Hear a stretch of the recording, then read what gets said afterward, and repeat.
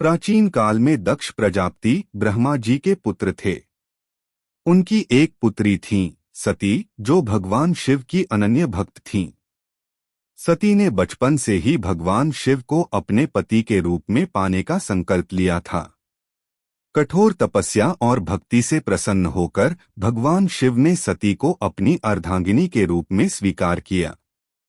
दोनों का विवाह अत्यंत भव्य रीति से हुआ और कैलाश पर्वत उनका निवास स्थान बना। समय बीतने के साथ दक्ष प्रजापति को भगवान शिव का वैराग्यपूर्ण जीवन पसंद नहीं था। वे हमेशा शिव को अपमानित करने के अवसर खोजते रहते थे।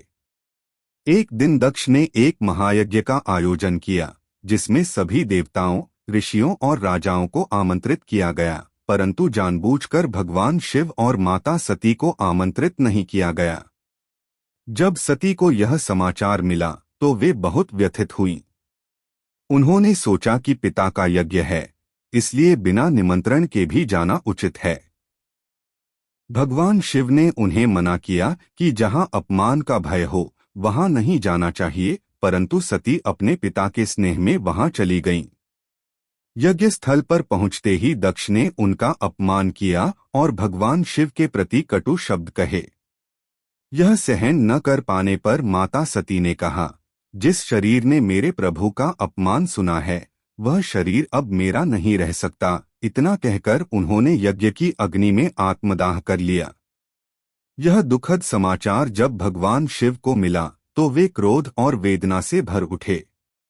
उन्होंने अपने गण वीरभद्र और भद्रकाली को उत्पन्न किया, जिन्होंने जाकर दक्ष के यज्ञ को नष्ट कर दिया और दक्ष का सिर काट दिया। बाद में भगवान शिव के क्रोध शांत होने पर उन्होंने दक्ष को जीवनदान दिया, परंतु सती के वियोग में वे शोकमग्न होकर उनका शरीर लेकर ब्रह्मांड में घूमने लगे। तब भगवान विष्णु ने अपने सुदर्शन चक्र से सती के शरीर को 51 भागों में विभाजित कर दिया। जहां जहां उनके अंग गिरे वहां शक्ति पीठों का निर्माण हुआ। इसी प्रकार मां सती ने बाद में पार्वती के रूप में पुनर्जन्म लेकर फिर से भगवान शिव से विवाह किया। माता सती की यह कथा भक्ति, त्याग और दिव्य प्रेम की प्रतीक मानी जाती है।